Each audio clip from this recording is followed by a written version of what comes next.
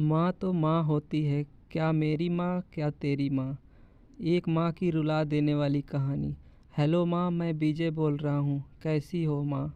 मैं ठीक हूँ बेटे। ये बताओ तुम और बहू दोनों कैसे हो? हम दोनों ठीक हैं माँ। आपकी बहुत याद आती है। अच्छा सुनो माँ, मैं अगले महीने घर आ रहा हूँ तुम्हें लेने। क्या? हाँ माँ, अब हम सब साथ ही रहेंगे। प्रीति कह रही थी माँ जी को दिल्ली ले आओ, वहाँ अकेली बहुत परेशान हो रही होंगी। हेलो, सुन रही हो माँ? हाँ बेटे। माँ आंखों से खुशी की अश्रुधारा बह निकली। बेटे और बहू का प्यार नस नस में दौड़ने लगा। जीवन के 50 साल गुजर चुकी। निर्मला ने जल्दी से अपने पल्लू से आंसू पोंछे और बेटे से बात करने लगी। पूरे 2 साल बाद बेटा घर आ रहा था। माँ निर्मला ने मोहल्ले भर में दौड़ दौड़ कर एक खबर सबको सुना दी। सभी खुशी थे। चलो बुढ़ापा चैन से बेटे और बहू के साथ गुजर जाएगा। विजय अकेला आया था। उसने कहा कि माँ, हमें जल्दी ही वापस जाना है, इसलिए जो भी रुपया पैसा किसी से लेना है वो लेकर रख लो, और तब तक मैं किसी प्रॉपर्टी डीलर से मकान की बात करता हूँ। मकान? माँ ने पूछा। हाँ माँ, अब ये मकान बेचना पड़ेगा, वरना कौन इसकी देखभाल करेगा। हम सब तो अब दिल्ली में ही रहेंगे। बूढ़ी माँ की आंखों में मकान के कोने कोनों को ऐसे निहारा जैसे किसी अबोध बच्चे को सहला रही हो। आनन फानन और औने पौने दाम में विजय ने मकान बेच दिया। निर्मला ने वो ज़रूरी सामान समेटा जिससे उसको बहुत ज़्यादा लगाव था। विजय टैक्सी मंगवा चुका था।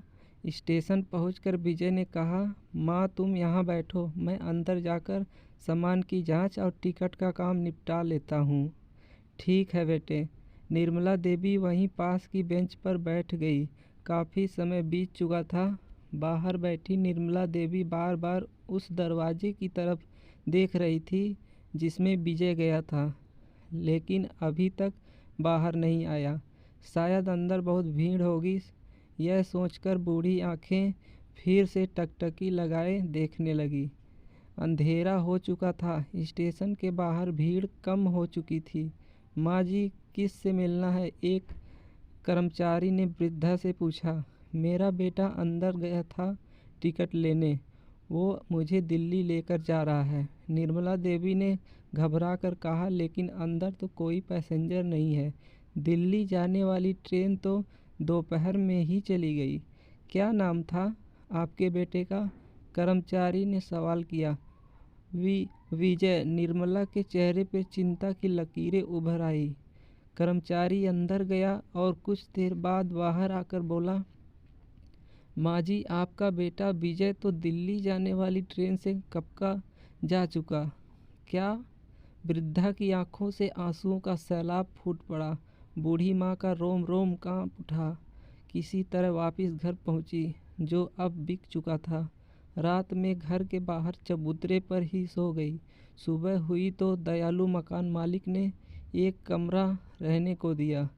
पति की पेंशन से घर का किराया और खाने का काम चलने लगा।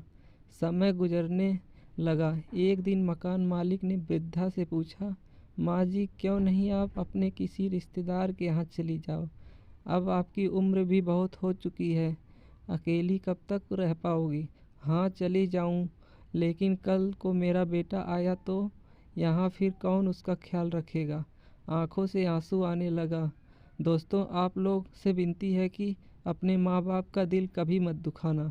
शिक्षा माँ तो माँ होती है।